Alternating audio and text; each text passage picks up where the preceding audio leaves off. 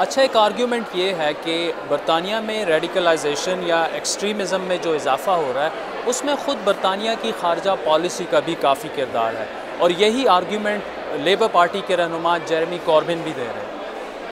I think اگر آپ experts کو دیکھیں تو وہ یہ کہیں گے کہ تقریباً 15 سے لے کے 30 ڈفرینٹ فیکٹرز ہوتے ہیں ایک آدمی کی زندگی میں جب وہ ریڈیکلائز ہوتا ہے، اینڈ اس میں فارن پالیسی کی ریئیکشن ٹورڈز فارن پالیسی ایک ہے، لیکن اس کے علاوہ بہت سے ڈفرینٹ ایشوز ہیں، gang culture, previous criminality, use of drugs, mental health issues, relationship break down, ideology, یہ سب ڈفرینٹ فیکٹرز ہیں جو ہمیں نظر آتے ہیں ریڈیکلائزڈ انڈیویجولز میں۔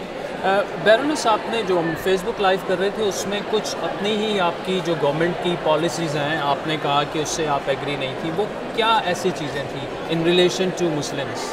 آئی تھنک جس پہ میں جس کی وجہ سے میں ریزائن ہوئی تھی وہ ہماری پوزیشن تھی غازہ کی کانفلکٹ پہ۔ اس وقت میں یونائٹڈ نیشنز کی منسٹر تھی، انٹرنیشنل کرمنل کورٹ اور ہیومن رائٹس کی منسٹر تھی فارن آفس میں، اینڈ مجھے یہ سامنے اس وقت نظر آیا ہے کہ جو کچھ ہم کہہ رہے تھے وہ ہم سوچ نہیں رہے تھے، اور جو کچھ ہم کہہ رہے تھے وہ ہم کر نہیں رہے تھے۔ اور آئی تھنک کہ اس وقت جب آپ کو یہ محسوس ہو کہ ہم کہتے ایک چیز ہیں اور کرتے کچھ اور ہیں، تو اس طرح کے فیصلے میں سوچتی ہوں کہ مجھے حصہ نہیں لینا چاہیے۔ اس کے ساتھ ساتھ آئی تھنک اور ایشوز بھی ہیں جو میں نے ایشوز ریز کیے ہیں۔ فار ایگزامپل میں سوچتی ہوں کہ جو ہماری کاؤنٹر ٹیررزم پالیسی ہے اس میں ایک اسٹرینڈ ہے پریونٹ، میں سوچتی ہوں کہ وہ پالیسیز بھی ایکوریٹ نہیں ہیں، ایکوریٹ ریفلیکٹ نہیں کرتی جو ایویڈنس ہمیں بتا رہا ہے۔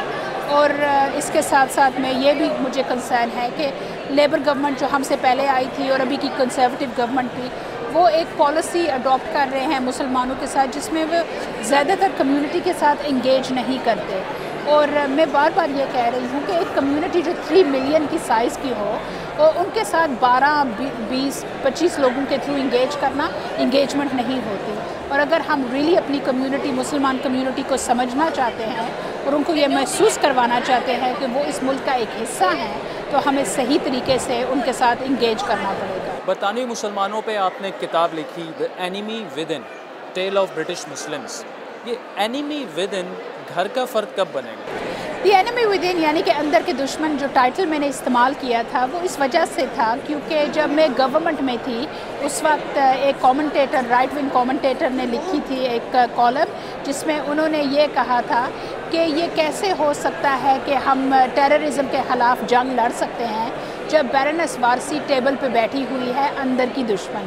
تو میں سوچتی ہوں کہ جب کوئی اس طرح کی گالی یا تانا کوئی دے تو بیسٹ طریقہ ہے کہ اس تانے کو اڈاپٹ کر کے اس کو پروو کرے کہ یہ بکواس تھا۔ سو میں نے یہ کتاب اس وجہ سے لکھی ہے کیونکہ میں شو کرنا چاہتی تھی کہ یہ جو کانسیپٹ ہے کہ مسلمان اندر کے دشمن ہے یہ کمپلیٹ نانسنس ہے۔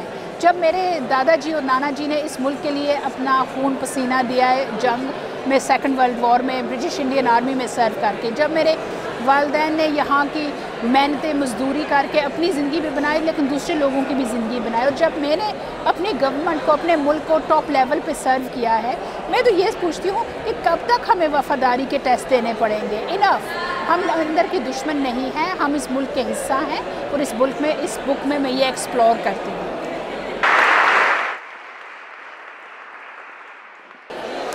بیکاز اگر میں نہیں تو کون، اگر اب نہیں تو کب، is the question answer that I give. اگر اللہ تعالیٰ نے مجھے زندگی کی ہر خوشی دی ہوئی تھی، موقع دیا تھا، تعلیم دی تھی، اپرچونٹی دی تھی، تو میرا اپنی کمیونٹی کو نہ ریپرزینٹ کرنا غلط ہوتا۔ اچھا، یہ دیکھا گیا کہ پاکستانی اوریجن کے جو برطانوی لوگ ہیں وہ زیادہ تر لیبر پارٹی جوائن کرتے ہیں، تو آپ نے کنزرویٹو پارٹی کا انتخاب کیوں کیا؟ بیکاز میں ایبسلیوٹلی بلیو کرتی ہوں ایک فری مارکیٹ میں۔ میں بلیو کرتی ہوں کہ زندگیاں تب چینج ہوتی ہیں جب آپ کو اپرچونٹی ملتی ہے اور آپ اس اپرچونٹی کا فائدہ لیتے ہیں۔ آئی بلیو کہ ہینڈ اپ لوگوں کو چاہیے، ناٹ اے ہینڈ آؤٹ۔ میں بلیو کرتی ہوں کہ سوسائٹی کو بڑا ہونا چاہیے، اسٹیٹ کو اسمالر ہونا چاہیے۔ میں بلیو کرتی ہوں کہ اپنے آپ کو خود کو رسپانسبلٹی لینی چاہیے، and all these are very much conservative principle. اچھا، ایک پاکستانی اوریجن مسلم خاتون کے لیے برطانوی سیاست میں مقام بنانا مشکل ہے یا آسان ہے؟ آئی تھنک اتنا ہی مشکل ہے جتنا کسی اور انڈسٹری کے ٹاپ لیول پہ آپریٹ کرنا۔ میری فلسفی ہمیشہ یہ رہی ہے کہ پہلے دن سے بی یور سیلف، کبھی یہ نہیں کوشش کرنا کچھ اور بننے کا. میں ایک غریب گھر سے میرا تعلق ہے, میری ورکنگ کلاس اپ برنگنگ تھی. میں اس طرح کے بڑے بڑے اسکولوں میں نہیں گئی تھی جس طرح کے میرے کولیگز ڈیوڈ کیمرن یا جارج اوسبورن جیسے لوگ. میں پاکستانی اوریجن کی تھی, میں مسلمان ہوں. سو میں نے پہلے دن سے ان چیزوں کو چھپایا ہی نہیں. میں نے کہا یہ میں ہوں, یہ میری سوچ ہے, اور اس سوچ کے بیسس پر مجھے ایکسیپٹ کرو یا ریجیکٹ کرو.